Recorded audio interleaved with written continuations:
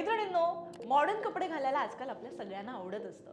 पण बऱ्याचदा ना आपण घरामध्ये अशा प्रकारे कपडे घालत असताना मांडीवर किंवा पोटऱ्यांना ना अशी चरबी लूज झालेली आपल्याला दिसून येते. ती त्वचा लूज झालेली दिसते किंवा अगदी चरबीचे गोळे मांड्यांवरती दिसतात आणि आपल्याला खूप जास्त ऑड वाटतं, अनकम्फर्टेबल वाटतं. पण मग या सगळ्यावरती न लाजता असे कोणते घरगुती 10 उपाय तुम्ही करू शकता जेणेकरून तुम्ही कुठल्याही फिटमध्ये, कुठल्याही कपड्यामध्ये एकदम कमाल दिसाल? त्याचीच माहिती देणारा हा व्हिडिओ शेवटपर्यंत बघा. नंबर 1, मोहरी किंवा खोबरेल तेलानं मसाज. आता जिथे जिथे ना सैल झालेली त्वचा घट्ट करायची असेल तर ती करण्यासाठी ब्लड सर्क्युलेशन तिकडचं सुधारणं हे खूप गरजेचं असतं. रोज रात्री झोपण्यापूर्वी ना कोमट खोबरेल तेल असेल किंवा मोहरीचं तेल असेल ना, त्या तेलानं दंडावर त्याला छानपैकी घासून वरच्या बाजूला किंवा मांड्यांवर वरच्या बाजूला 10 ते 15 मिनिटं चांगला मसाज करा. यामुळे ना त्वचेला पोषक तत्व आहेत ना ती मिळतात आणि त्वचा तुमची घट्ट व्हायला खूप जास्त मदत होत असते. कोरड्या त्वचेसाठी हा उत्तम पर्याय मानला जातो, म्हणजे तुमची त्वचा घट्ट पण होईल आणि मॉइश्चर सुद्धा त्याला मिळेल. दुसरा पर्याय तो म्हणजे पाणी पिण्याचं प्रमाण तुम्हाला वाढवायचंय.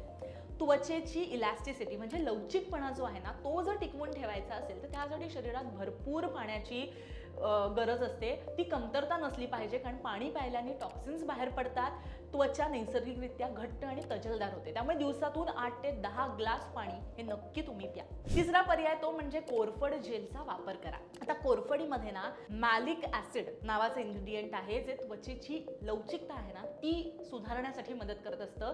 ताज्या कोरफडीचा गर तुम्ही काढू शकता किंवा मार्केटमधनं आणा, दंडावर मांड्यांवर लावा, 10-15 मिनिटं मस्त मसाज करा, कोमट पाण्यानं धुवून टाका, आठवड्यातून 3 ते 4 वेळा करा, बघा तुम्हाला फरक जाणवेल. चौथं म्हणजे अंड्याचा जो एग व्हाईट आहे ते आणि मध. अंड्याच्या पांढऱ्या भागामध्ये म्हणजे एग व्हाईट मध्ये ना हायड्रोलिक ऍसिड असतं आणि प्रोटीन असतं जे त्वचा सैल झालेली घट्ट करायला ना एक वेगळ्या प्रकारची मदत करत असतं.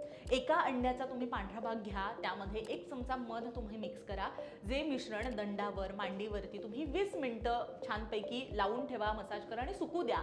थंड झाल्यानंतर ते तुम्ही स्वच्छ साबणानं धुवून घ्या आणि हे आठवड्यातून 2दा करा, याचा सुद्धा फायदा होईल. 5वा पर्याय आहे तो म्हणजे कॉफी आणि ऑलिव्ह ऑइल स्क्रब. आता कॉफी आणि ऑलिव्ह ऑइल हे तुम्ही कसं वापराल तर कॉफीमध्ये कॅफीन असतं जे त्वचेला फॅट जे आहे ते कमी करायला मदत करतं आणि त्वचेला घट्ट व्हायला सुद्धा मदत करतं. 2 चमचे कॉफी तुम्ही पावडर घेऊ शकता, 1 चमचा त्यामध्ये ऑलिव्ह ऑइल किंवा अगदी खोबरेल तेल आणि थोडीशी साखर किंवा पिठी साखर किंवा बारीक भरडलेली साखर टाका.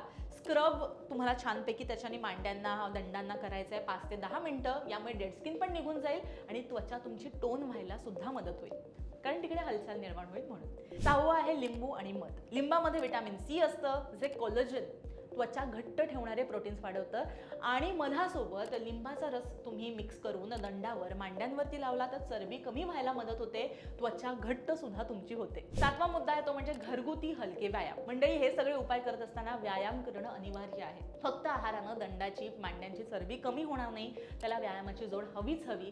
त्यासाठी आर्म सर्कल आहे म्हणजे अशा प्रकारचा, किंवा मांड्यांना तुम्ही अगदी पुशअप करू शकता, त्यानी सुद्धा होणार आहे. जिमला जाता आलं तर थोडं बायसेप करू शकता, थोडंसं पोटासाठी किंवा मांड्यांसाठी जे व्यायाम आहेत, ज्या मशीन्स बनवलेल्या आहेत त्या सुद्धा तुम्ही करू शकता, किंवा अगदी घरगुती व्यायाम काय करायचे त्याचा सुद्धा लोकमत सखीवरती आपण व्हिडिओ बनवलेला आहे, जो प्रॉपर दीपा सप्रे या अर्थातच बॉडी बिल्डिंग क्षेत्रातलं खूप मोठं नाव आहे, त्यांनी याबद्दल सांगितलेलं आहे, जो तुम्ही विशेषतः बघा.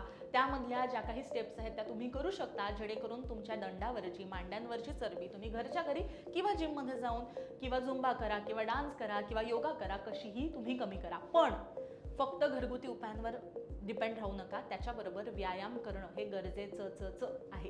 पुढचा मुद्दा आहे ग्रीन टीचं सेवन तुम्ही करू शकता. ग्रीन टी मध्ये ना अँटीऑक्सिडंट भरपूर असतं जे शरीराचं मेटाबॉलिझम तुमचं वाढवतं, ज्यामुळे तुमची पचनक्रिया व्यवस्थित होते. यामुळे शरीरातील किंवा दंडावरची किंवा मांड्यांवरची अतिरिक्त चरबी जी आहे ना ती वेगानं बर्न व्हायला मदत होते. दिवसातून 1 ते 2 कप ग्रीन टी प्यायला तरी सुद्धा फायदेशीर आहे. त्या व्यतिरिक्त तुम्ही कोणकोणती टी पिऊ शकतात त्याचा सुद्धा व्हिडिओ लोकमत सखीवर आहे, जोही मी तुम्हाला कमेंटमध्ये टाकीन, तो तुम्ही बघा. आणि वेगवेगळ्या प्रकारचे कलरफुल टी सुद्धा तुम्ही बनवू शकता. 9वा मुद्दा आहे तो म्हणजे आहारामध्ये प्रोटीनचं प्रमाण तुम्हाला वाढवायचंय.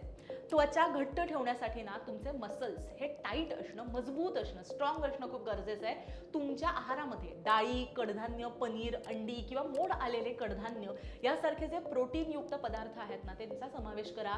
प्रोटीनमुळे स्नायूंचा विकास होतो, सैल त्वचा जी आहे ती सुद्धा टाईट व्हायला मदत होते. 10वा आणि महत्त्वाचा पॉईंट, साखर आणि जंक फूड तुम्हाला टाळायचं आहे. जर तुम्ही खूप जास्त गोड, तळलेलं किंवा जंक फूड खात असाल ना, तर मैत्रिणींनो, कसं तुमचं फॅट बर्न होणार? दंडाची चरबी किंवा मांडीची चरबी तुम्हाला बंद करायची असेल तर साखरेचं प्रमाण कमी करा आणि सकस घरगुती अन्नाला मोठ्या प्रमाणात प्रायोरिटीवरती तुम्ही ठेवायचे. एक महत्त्वाची टिप पुढे देते, त्वचा एका रात्रीमध्ये घट्ट होत नाही, त्यामुळे घरगुती उपायांसोबत जसं मी म्हटलं, व्यायाम आणि संयम अत्यंत महत्त्वाचा आहे. किमान 3 ते 4 आठवडे हा उपाय लगातार तुम्ही केला तर त्याचा फायदा होणार आहे. नाहीतर तुम्ही 4 दिवस कराल आणि 4 दिवसानंतर सोडून द्याल, मग तुमची बॉडी पुन्हा जैसे थे येऊ शकते. जर तुम्हाला जेन्युइनली वाटत असेल की तुमच्या दंडावरचे, मांडीवरचे सगळं फॅट किंवा चरबीचं प्रमाण आहे किंवा जी अशी लूज पडते ना, बरेचदा आपण स्लीवलेस घालतो आणि आपला दंडाची त्वचा अशी लूज पडते किंवा शॉर्ट्स घालतो, स्कर्ट्स घालतो आणि आपले दंड किंवा पोटरीचा भाग आहे तो असा लूज पडतो किंवा चालताना हल्ल्यासारखा वाटतो, मग आपल्याला ते थोडं चार चौघामध्ये ऑड वाटायला लागतं. मग आपण दोष कोणाला देतो? कपड्यांना देतो. पण तो कपड्यांचा दोष नसतो, तो आपल्या हॅबिट्सचा दोष असतो, आपल्या सवयींचा दोष असतो. त्यामुळे या छोट्या छोट्या गोष्टी आहेत त्या तुम्ही करा, पण स्वतःवरती प्रेम करायला सुद्धा विसरू नका. कारण जसजसं आपल्या स्त्रियांच्या आयुष्यामध्ये वेगवेगळे टप्पे येत असतात आणि त्या टप्प्यांमध्ये बाईच्या शरीरामध्ये किंवा वजनामध्ये कमी जास्त प्रमाणामध्ये बदल होत असतो. मग अशा सगळ्या वेळेस तुम्ही शक्यतो या गोष्टींचं पालन जर केलं तर ते वाढलेलं वजन सुद्धा तुम्ही आटोक्यात आणू शकता किंवा वाढलेली चरबी सुद्धा तुम्ही घरच्या घरी आटोक्यात आणू शकता. पण त्यासाठी संयम, कन्सिस्टन्सी म्हणजे सतत लगातार ती गोष्ट करणं आणि हो त्याचबरोबर व्यायाम करणं, या 3 गोष्टी ज्या आहेत, हा जो गोल्डन रूल आहे हा नक्की लक्षात ठेवा. बाकी हा व्हिडिओ कसा वाटला मला नक्की सांगा, भरपूर शेअर करा आणि असंच लोकमत सखीवर प्रेम करा.